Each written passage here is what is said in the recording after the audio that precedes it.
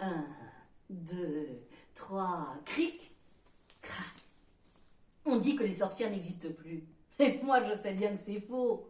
Bah oui, je le sais bien pour la simple et bonne raison que j'en ai rencontré une en chair et en os. Comment j'ai fait? Oh bah c'est bien simple. J'ai pas eu à aller chercher bien loin. C'était mon épicière, celle qui habitait juste à côté de chez moi. Comment je l'ai su? La première chose, ça faisait 20 ans que je connaissais mon épicière. En 20 ans, elle n'a pas pris une ride.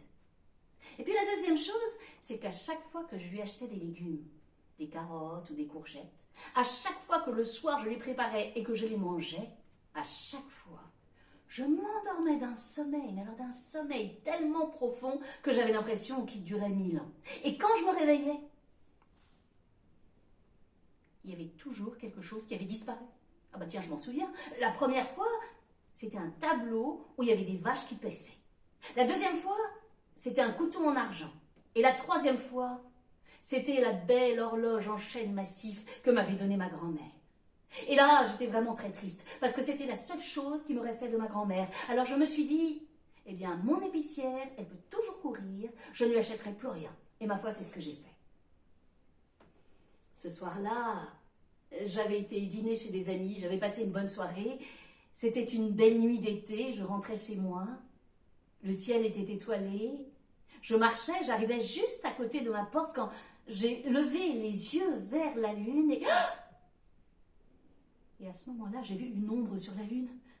Enfin, comment vous dire, il y avait comme une espèce de chevelure échevelée, un espèce de nez crochu avec une verrue. Et puis, quand j'ai vu ça, je me suis dit, on dirait que c'est l'ombre d'une sorcière.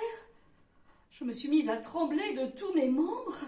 Alors j'ai couru me cacher derrière la porte cochère, mais comme j'étais curieuse, je suis restée quand même pour voir ce qui allait se passer.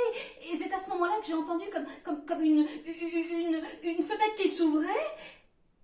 Et j'ai vu la fenêtre de l'épicerie qui s'ouvrait, et j'ai vu le balai de la sorcière monter jusqu'à la lune. Et là j'ai vu la sorcière qui montait sur le balai et qui revenait droit sur moi. Je me suis fait toute petite dans mon coin. Et non seulement ça, mais elle est descendue. Et là, j'ai vu ses cheveux en bataille qui prenaient une jolie forme au carré. De blanc qu'ils étaient, ils devenaient tout blonds. Et puis le nez rapetissé. Et j'ai reconnu le visage de mon épicière. J'aurais vu le diable, je n'aurais pas eu plus peur. Et non seulement ça, mais dans ses mains, il y avait comme un flot couleur argent, couleur lune. Alors j'ai levé la tête vers la lune et il m'a semblé qu'il me manquait un morceau. Un peu comme si quelqu'un avait repris la lune. Il m'a même semblé voir des larmes couleur argent tomber de la lune. Et tout naturellement, je me suis baissée pour en rattraper une. Et à ce moment-là, j'ai été projetée dans le ciel. Je faisais des galipettes, j'ai traversé les nuages et je me suis posée sur la lune.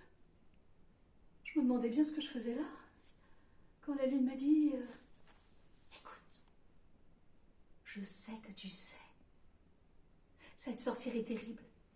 Toutes les nuits, elle vient prendre un peu de mon énergie. Elle croque de mes rayons pour se nourrir. Si ça continue comme ça, je vais finir par disparaître tout entière. Il faut que tu m'aides. Oui, mais qu'est-ce que je peux faire?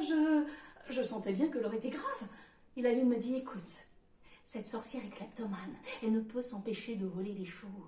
Elle met tout ça dans une espèce de cave. C'est une véritable caverne d'Ali Baba. Et le pouvoir de la sorcière reste dans son cheveu. Et ce cheveu, elle le cache dans sa cave. Va dans la cave. Trouve le cheveu. Croque-le, coupe-le en deux et tu enlèveras le pouvoir de la sorcière. Oui, d'accord, je veux bien, mais comment je fais pour rentrer dans la cave? Rentre dans l'épicerie, tu trouveras une petite porte. Et là, il y a un code magique. Envoie une poignée de cumin, 2 poignées de curry et 3 poignées de piment. Et la porte s'ouvrira. Je m'empressais de noter le code. J'ai dit oui, mais enfin, autant chercher une aiguille dans une botte de foin. Mais là, j'ai pas eu le temps de parler plus avant. Voilà que la lune, boum, m'a donné un coup de pied dans les fesses et de nouveau. Je suis descendue, je suis passée par la cheminée, poum! Je suis tombée sur mon lit. Là, je me suis endormie direct. Le lendemain matin, je me suis réveillée à 6 heures. Je savais que l'épicière faisait sa promenade matinale entre 8 et 9. Je me suis mise près de la fenêtre et j'ai guetté. 8 heures pile, l'épicière est sortie. Alors comme une ombre, j'ai descendu les escaliers, je suis arrivée près de l'épicerie.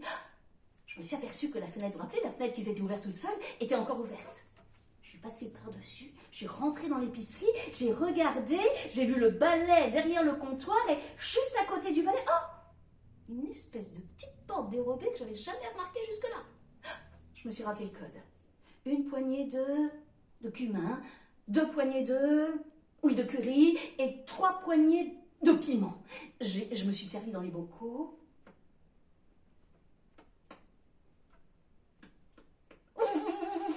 La porte s'est ouverte. Il y avait un escalier tout noir. J'en menais pas large. J'ai descendu les escaliers, il faisait un noir d'encre. J'ai continué, ça tournicotait encore. Et puis tout d'un coup, je suis arrivée dans une immense salle. Enfin, pardon, il n'y en avait pas qu'une. Il devait y avoir 10 salles, et dans chacune des salles, des trésors. Dans cette salle-là, que des tables. Dans cette salle là-bas, que des tableaux. Là-bas, que des bijoux. Là-bas, que des bonbons. C'était une véritable caverne d'Ali Baba. Et là, je me suis dit, bon, c'est bien gentil tout ça, mais comment je fais pour trouver le chemin de la sorcière? Alors, je regarde encore. Et puis là, je vois une salle avec des, vous savez, des petites coiffeuses. Ça doit être là. J'ai couru. Je suis arrivée dans la salle où il y avait des coiffeuses. Mais là j'ai déchanté. Il y en avait des milliers de coiffeuses par laquelle commencer. Alors, j'ai réfléchi. Voyons, la sorcière, elle avait les cheveux blancs la nuit, blond le jour. Blanc de gris, gris de blond blond de gris.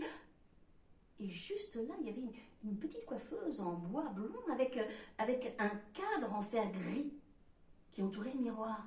Ça doit être là. Le cœur battant, je m'approche. Premier tiroir, du shampoing. Deuxième tiroir, une brosse à cheveux. Pas de cheveux. Troisième tiroir, des pinces à cheveux. Pas de cheveux. J'étais découragée, je me suis assise par terre. De toute façon, j'y arriverai jamais. Et de là où j'étais, je voyais que juste à l'endroit où le gris et le blond se retrouvaient entre le fer et le bois, il y avait un petit trou. Je m'approche, je mets mon doigt dans le petit trou et là, je sens quelque chose de doux et soyeux. Alors je tire,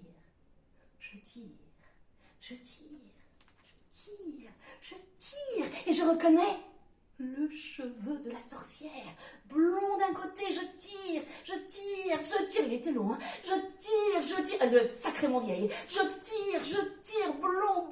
Enfin gris. Et une fois que je l'ai, à l'endroit où le blond et le gris se retrouvent, je coupe. Et là, je me dis, ça y est, j'ai enlevé le pouvoir de la sorcière.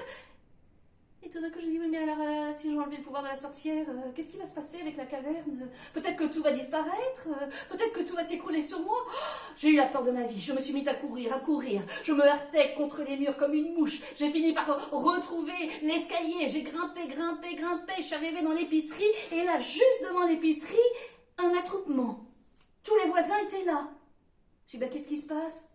Figure-toi, on a retrouvé là, dans la rue, une vieille, mais une vieille tellement vieille qu'on aurait dit qu'elle avait 1000 ans d'âge. Elle était là, morte devant l'épicerie. On entendait le SAMU qui arrivait. Moi, j'ai rien dit. Je suis rentrée chez moi. Quand j'ai ouvert la porte, il y avait là le tableau où paissaient les vaches. Sur la table, le couteau en argent et l'horloge de ma grand-mère, qui était là comme si elle n'avait jamais bougé.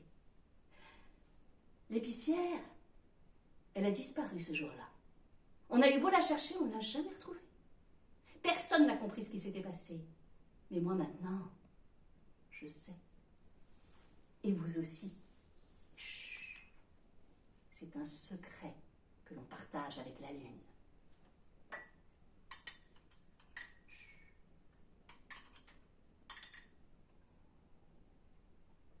À la vôtre. C'est un secret de sorcière.